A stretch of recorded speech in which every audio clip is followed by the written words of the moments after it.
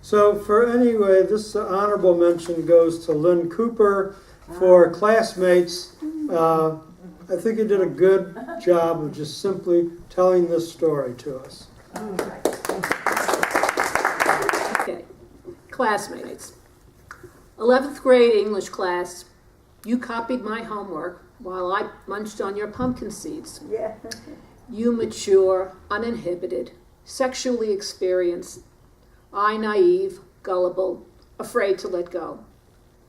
Thrill of first love fleeting, destroyed by your next attraction, the girl with the Russian accent, short, homely. What did you see in her? Initiation in rejection, my adolescent poetry, pregnant with the agony of rebuff, endless longing for someone new. 40 years later, I still think of you, write about you, you the first. Wonder how you look, where you live, whether you ever think of me.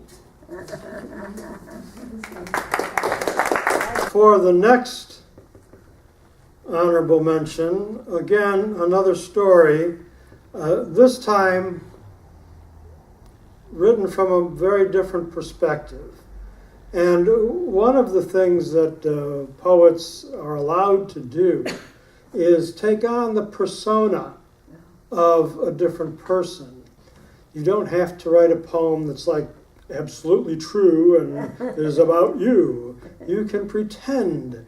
So that's what poetic license is all about. You have the license to pretend and take on a different persona. And Blake Valen did a wonderful job of doing that. Blake? Yeah.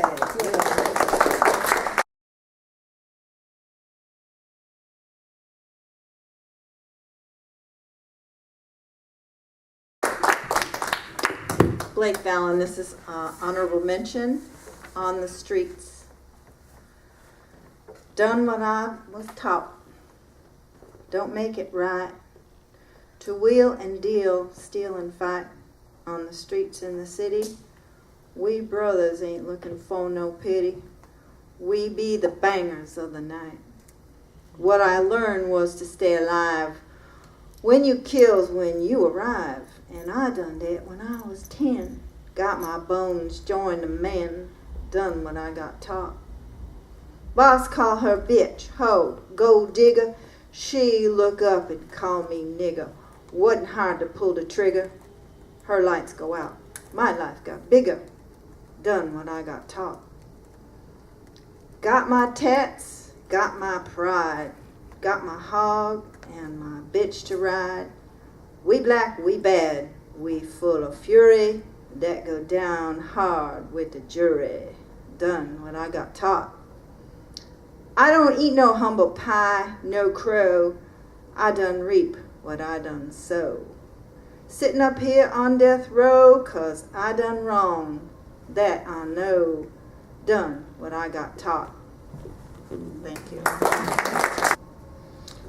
So now for second place, for a form poem. What I liked about this poem was, it told the story, but in a different way. It wasn't like, this happened and this happened and this happened story. It's a story about possibilities, about different ways of seeing something. So there's a central theme, and then we're looking at it from different points of view, and it kind of takes us around. And I thought it was very nicely done. It's a blank verse poem by Shirley Kent. Yay. What to think?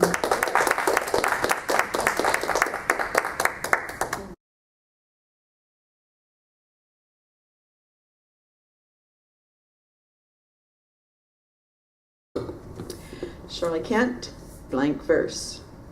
What to drink?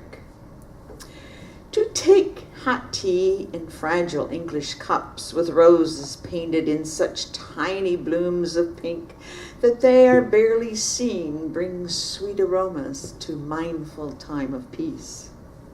But taking coffee from thick, sturdy mugs that's fired in kilns so hot the glazes pour adds substance, tangibility to drinks, infused from beans of umber, earthy brown. From vines come wines of different hues to lip or gulp from goblets fine. This nectar, sweet ambrosia from God's feed, undying taste of man to quench his thirst for juice. Now, guzzling hops is not great finesse. With pizza, it's a must. While pretzels call for frosted steins of barley corns, aged vats of pungent brew, the drinker thinks of beer. For stronger fabric, distillations mix, hard liquors, spirit broth, strong grog to dibble, on rocks or not, or shaken but not stirred, has variants of vessels, but who cares?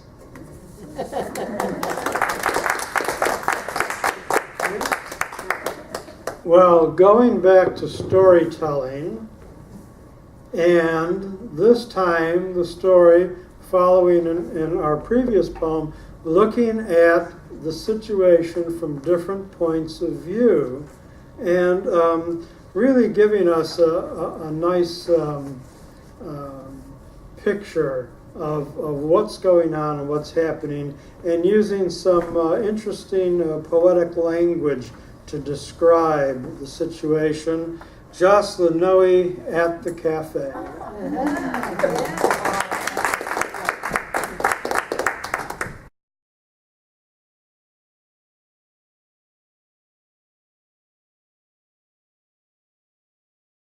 I'm Jocelyn Noe, and this is a free verse called At the Cafe. I sit here and watch. They talk about their lives. These two men, 3 tables away, endlessly, like they are old ladies from the condominium. How is Harry? One lady asks her companion, the one wearing a blue hip hugger, like that of a tennis player. The girls sit sidewards from here, chatting and studying American history. Coming from faraway Bissau, I remember learning U.S. history, memorizing the 13 states, their capitals, and the founding fathers who ratified the Constitution of a country founded and upholded under and by God. A couple sits outside, not smiling, just eating, and I wonder if where their children are, and who will cook them dinner. They stare at each other, not talking, just chewing, so dry, like the morning sky, on a clear summer day, and only gets thick and misty when God opens the floodgates for thunder and lightning streaks. As I sit and watch, people come and go at the cafe. For our special form, the 5-stanza cascade, again, a story's told. This time a very personal story, and what I like, because with the cascade form, so you start out with 4 lines, and then each line gets repeated in the next 4 verses, 1 line per verse at the end. And so, the trick to writing the form then is to seamlessly integrate that repeating line into the verse as it moves along, And so using enjambment, with the lines to allow them to fit in instead of end stopping the lines is a big help in doing this. And one has to be a bit clever and be able to manipulate and control the lines as they go along.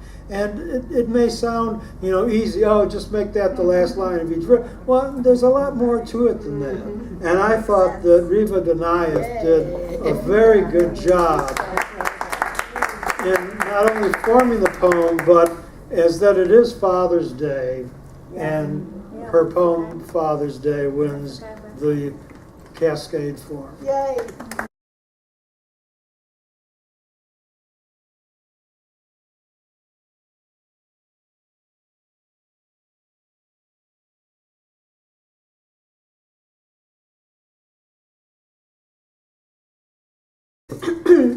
I'm Riva Donaev.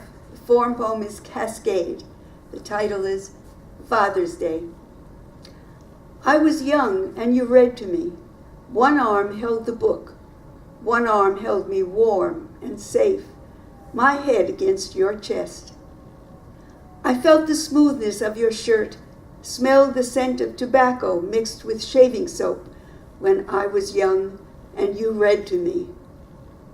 Alice met a rabbit, white as your shirt. Gulliver was shipwrecked and later wrote the tale. Then one hand held the book that told of strange lands, frightening places, people who scared small children. But one arm held me warm and safe. Solace, like a blanket, covered me as I listened to your voice and leaned my head against your chest.